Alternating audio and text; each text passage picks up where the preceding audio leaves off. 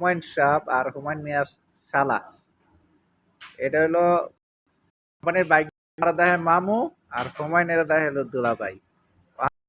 শালা দুলাভাই মিল্লা বাজার মার্কেট করতে আসছে। ঠিক আছে, আজকে তো দুজনের একসাথে পাইছি। কি বাছাবাছি করতেছে দুইজনে। এ বাইক না, কি খবর? আলহামদুলিল্লাহ।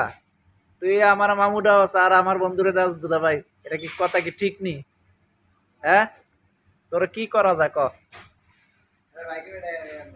বাইক নেই ডাকতাম, বাইকে ডাহ।